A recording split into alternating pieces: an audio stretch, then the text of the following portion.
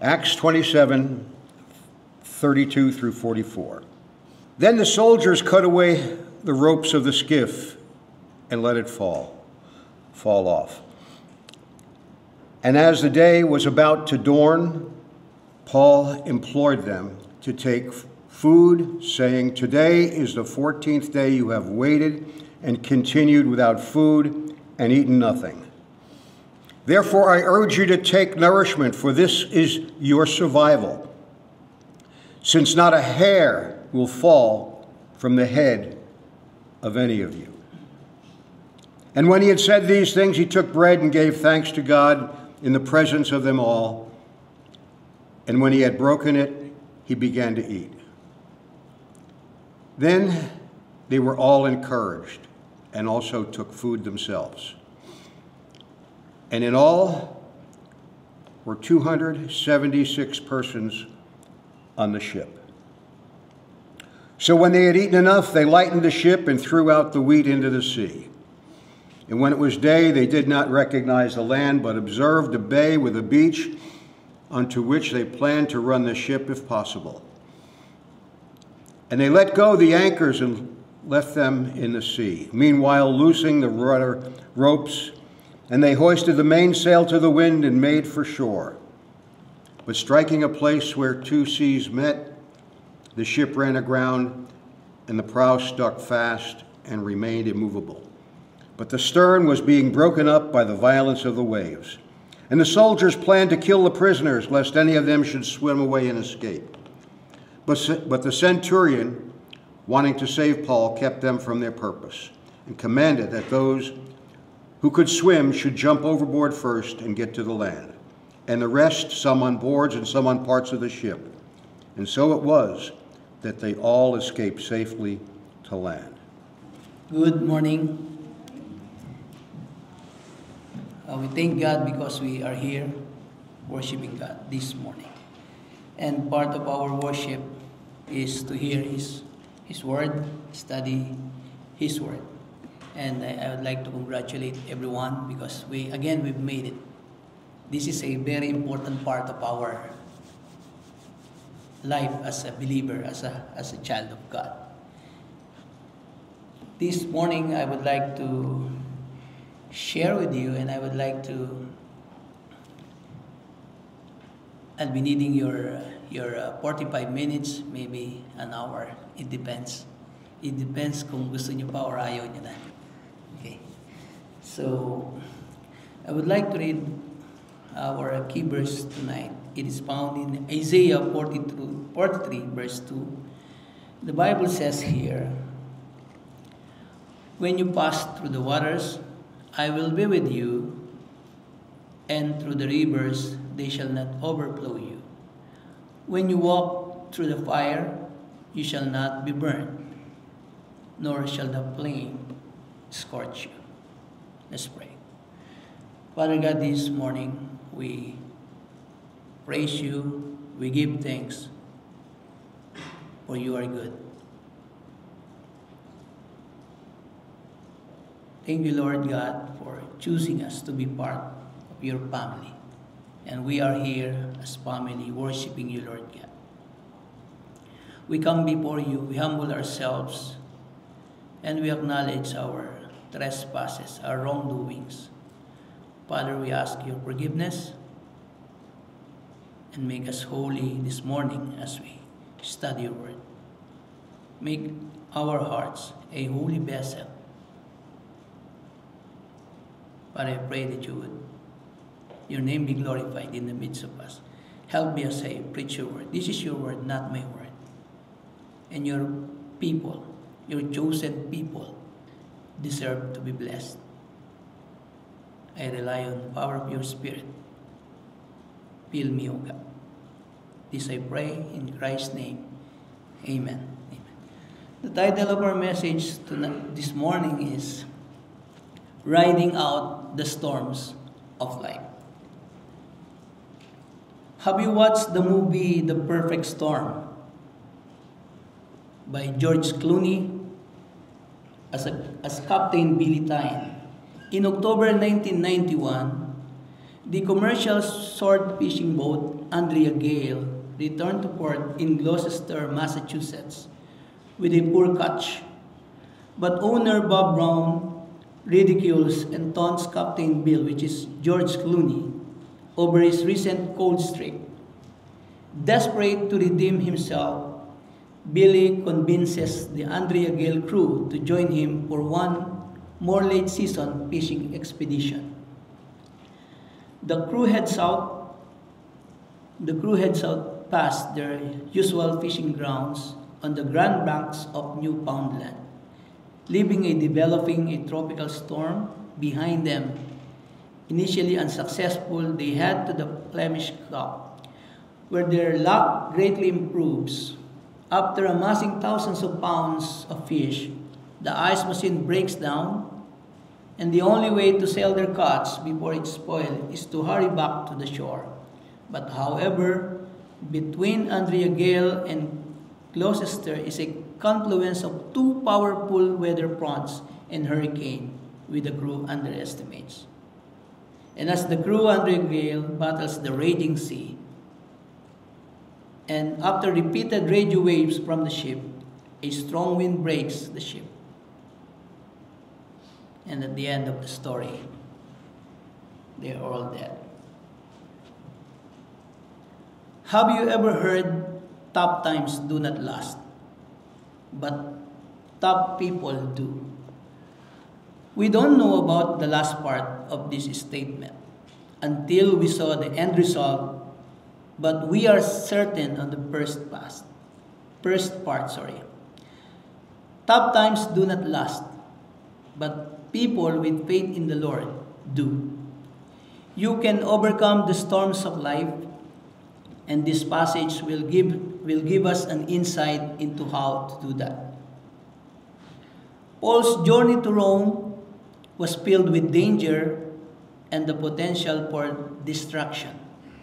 As they sailed toward Rome, their ship was engulfed in a tremendous storm, and they all expected to die at sea. Paul's experiences at sea as an example for you and me. As we journey toward heaven, we sail stormy seas. Sometimes the sailing is smooth, but most of the time, the sailing is not smooth. Often the storms that rock our lives seem to threaten the very foundations that we stand upon. And many times, these storms cause us to become discouraged and want to give up. I believe there is help here for everyone who is sailing one of life's stormy seas. Let's look in these passages and find help we need as we study riding out the storm of life. You know, there are storms recorded in the Bible.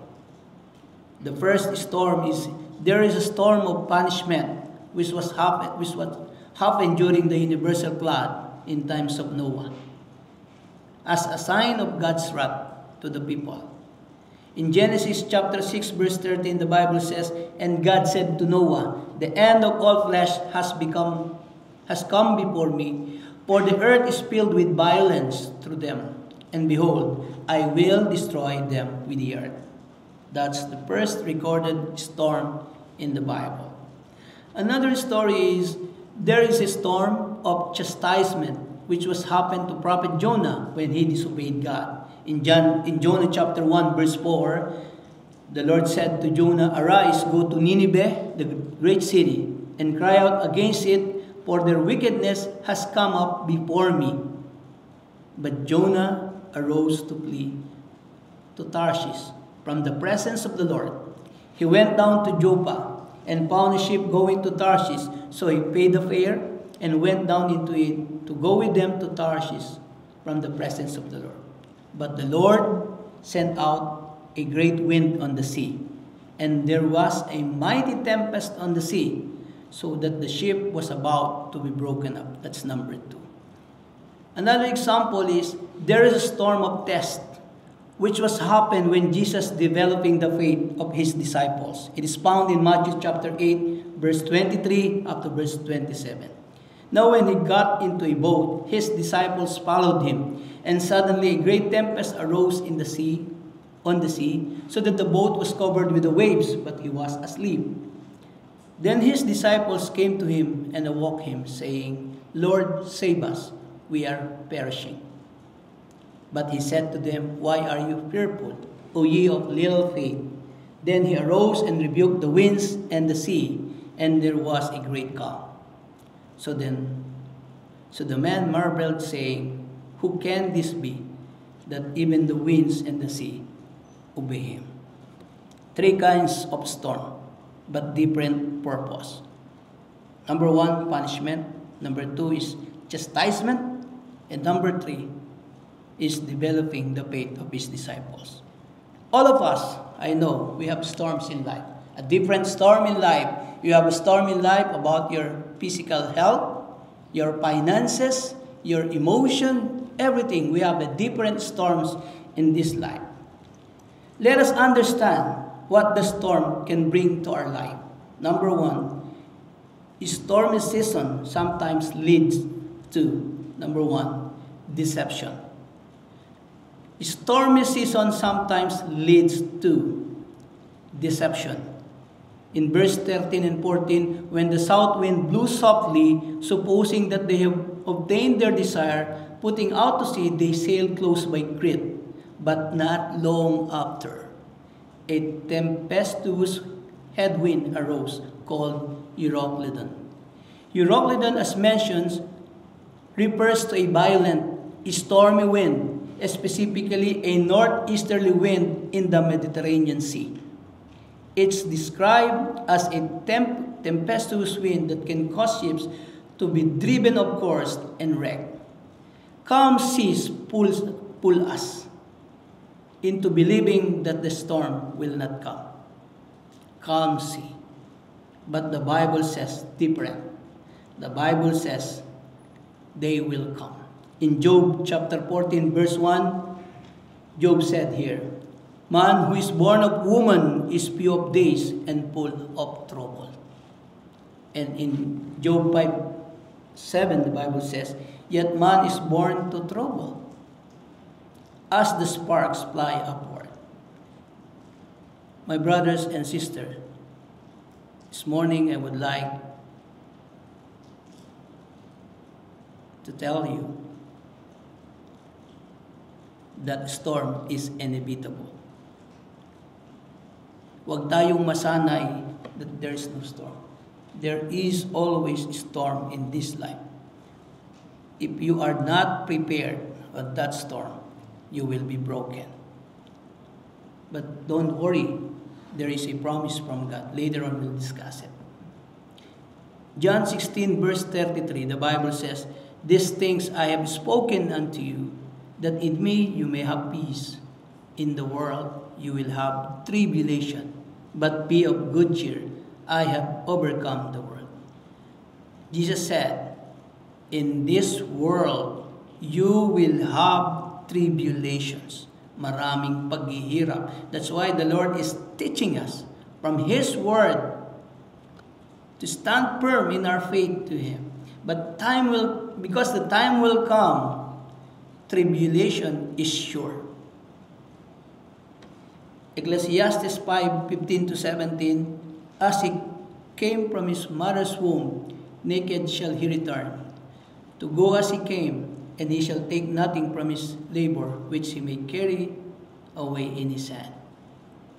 And this also is a severe evil, just exactly as he came. So shall he go, and what profit has he who has labored for the wind? All his days he also eats in darkness, and he has much sorrow and sickness and anger. That is the reality of life. Young people, be prepared, because time will come. There are so many challenges ahead of you, and in the right time, you'll face it. You'll face it.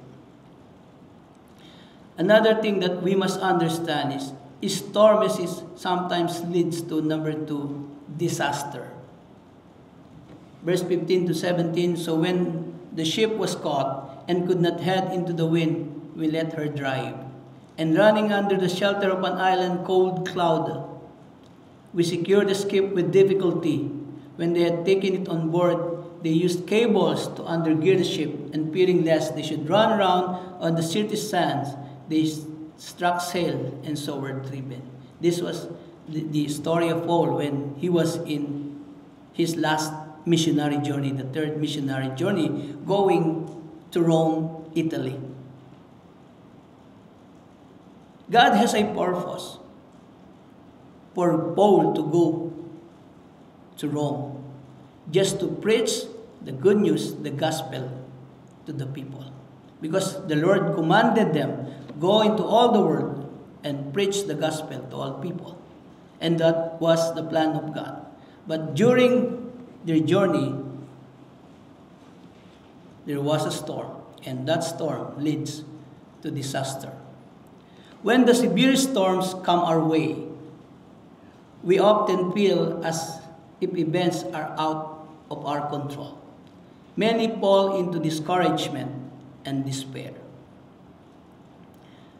Another thing is, storms sometimes leads to decision. In verse 18 and 19, the Bible says, and because we were exceedingly tempest-tossed, the next day they lightened the ship. On the 3rd day, we threw the ship's tackle overboard with our own hands. The storms of life ought to make us take an inventory or assessment of our life and discard anything we do not need. Remember this, nothing happens to a child of God that He has not allowed to grow us up in Him. We should make a checklist. We should make an inventory or assessment in our life, because decision is very important. Once we made a wrong decision, it will ruin our life. Decision is a very important.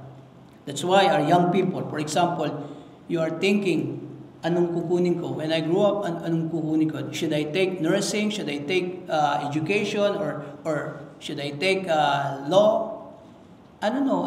You should decide for yourself. But we need guidance from the Lord to make a right decision. Do not decide for your own self. Decide with the Lord, and He'll guide you. He'll guide you. Storms sometimes leads to decision.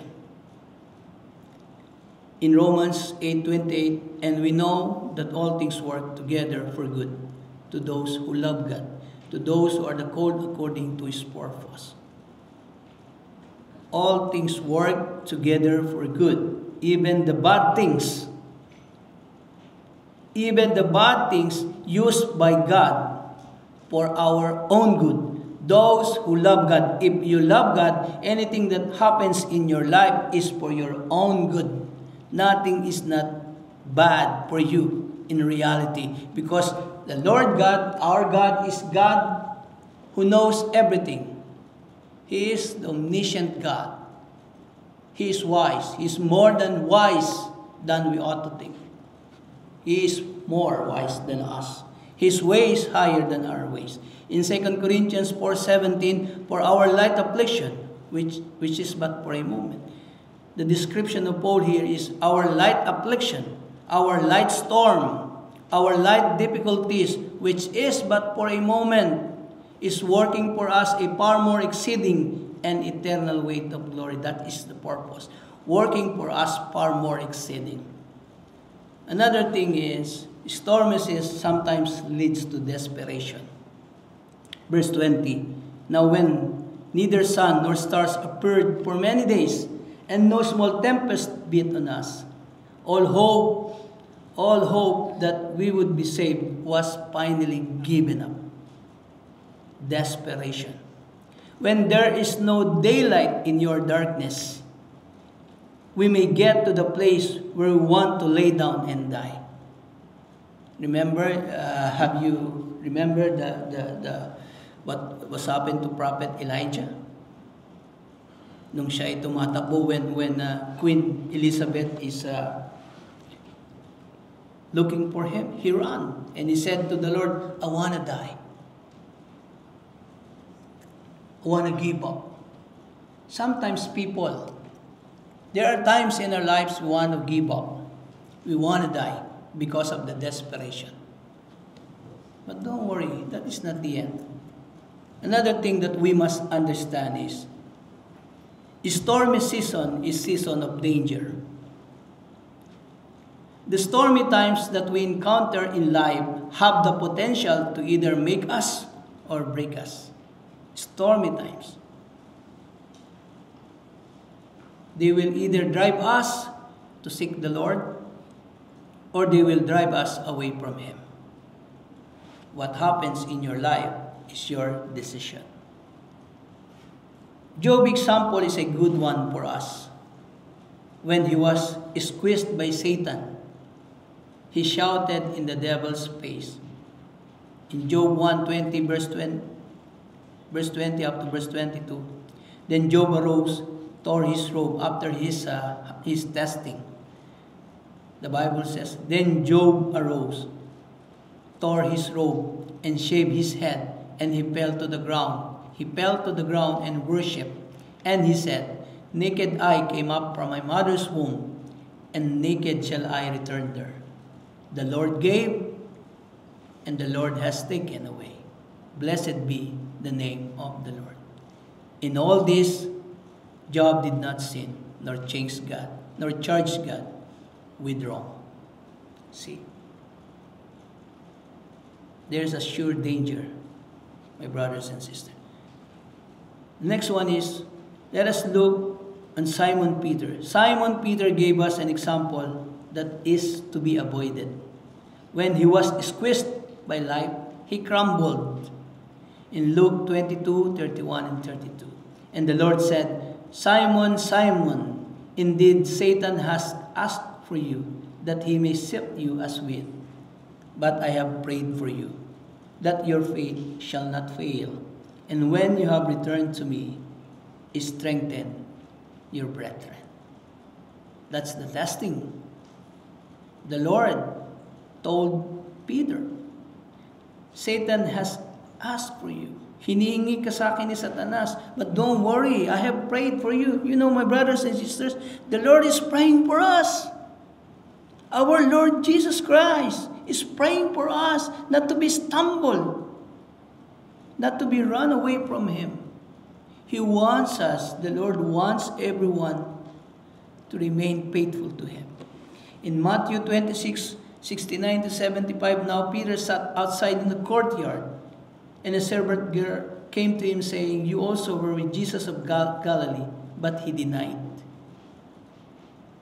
But he denied it before them all, saying, I do not know what you are saying. And when he had gone out to the gateway, another girl saw him and said to those who were there, this fellow also was with Jesus of Nazareth. But again he denied with an oath, I do not know the man. This is Peter, my brothers and sisters. And a little later, those who stood by came up and said to Peter, surely you also are one of them, for your speech betrays you. Then he began to curse. And swear, saying, I do not know the man. Immediately a rooster crowed. And Peter remembered the word of Jesus who said this to him, before the rooster crows, you will deny me 3 times. So he went out and wept bitterly.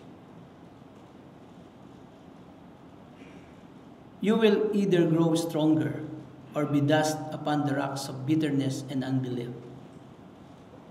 It all comes down to who or what you look to in times of trouble. Any man will fail you. Any man will fail you. You must put your faith in God and in Him alone. Number 3, stormy season, of course, after the leads to so many things and leads to deception. Stormy seasons, season of danger, but also stormy season is season of deliverance.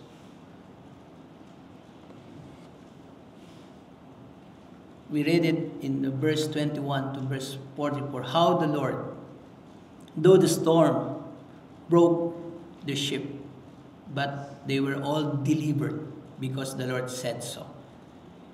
Because the Lord told Paul in his dream that all people, the 276 people, will be saved from the broken ship. Let us look some positive help and hope for your storm. In verse 29b, the Bible says, I will read the whole verse. Then peering, lest we should run aground on the rocks, they dropped 4 anchors from the stern and prayed for day to come. This is a positive help. We should be anchored. We need to be anchored. Paul tells us that they cast out 4 anchors to secure the ship. They anchored their ship and were still terrified. Paul was not afraid. The reason, he was anchored deeper